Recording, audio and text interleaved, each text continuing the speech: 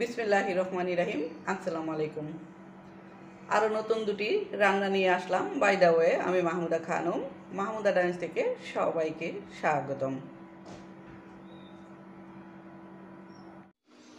রান্না করব কলমি শাক, রান্না করব আদা কুচি দিয়ে, আর জাটকা মাছ রান্না করব কাঁচা আম দিয়ে।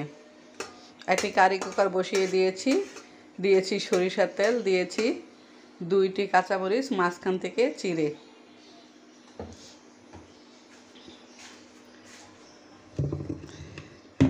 দিয়ে দিচ্ছি আদা কুচি,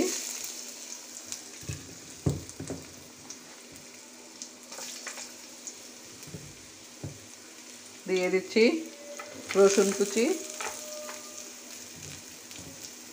দিয়ে দিচ্ছি পেঁয়াজ কুচি।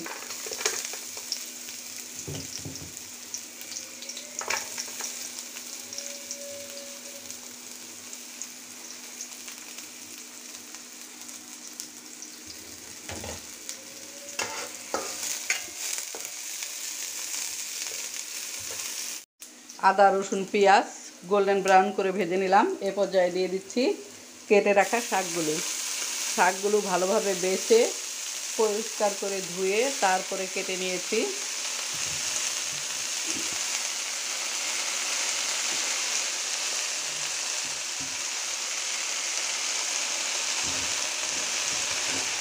দিয়ে দিলাম শাকগুলো, দিয়ে দিচ্ছি স্বাদ মতো লবণ। শাক রান্না হয়ে গেছে, সার্ভিং বোলটাতে নিয়ে নিলাম। জাটকা মাছ প্রায় হয়ে গিয়েছে। এ পর্যায়ে আমি কাঁচা আম দিয়ে দিচ্ছি। প্রচণ্ড গরম, এই গরমে ঝোল ঝোল করে আম দিয়ে মাছ রান্না করলে খুব ভালো লাগে। কাঁচা আম দিয়ে দিলাম। দিয়েছি সামান্য হলুদের গুঁড়া, মরিচের গুঁড়া আর ধনিয়ার গুঁড়া। দিয়েছি পেঁয়াজ রসুন ভেজে, কোনো রকমের বাটা মশলা দেইনি। তেল মশলা কম দিয়ে রান্নাটা করছি।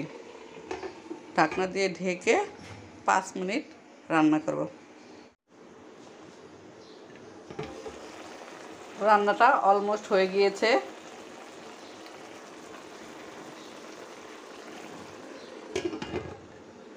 কারি কুকারটা অফ করে দিচ্ছি।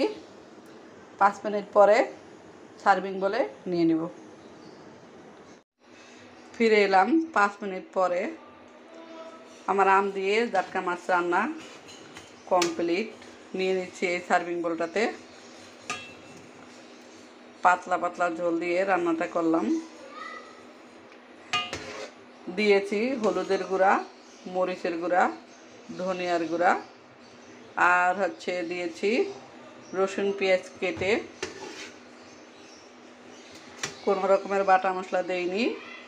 দিয়েছি স্বাদ মতো লবণ, দিয়েছি পরিমাণ মতো তেল। একদমই ঝাল মশলা কম দিয়ে রান্নাটা করলাম। প্রচণ্ড গরম পড়েছে, এখন বেশি ঝাল মশলা খাওয়া ঠিক না। দিয়েছি একটা আম 4 ফালি করে কেটে দিয়েছি।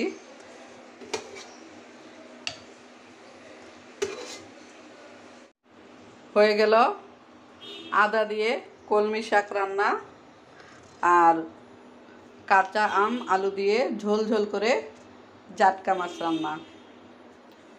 সবাই ভালো থাকবেন, সুস্থ থাকবেন। ফিরে আসব নতুন কোনো রেসিপি নিয়ে। আল্লাহ হাফেজ, আসসালামু আলাইকুম।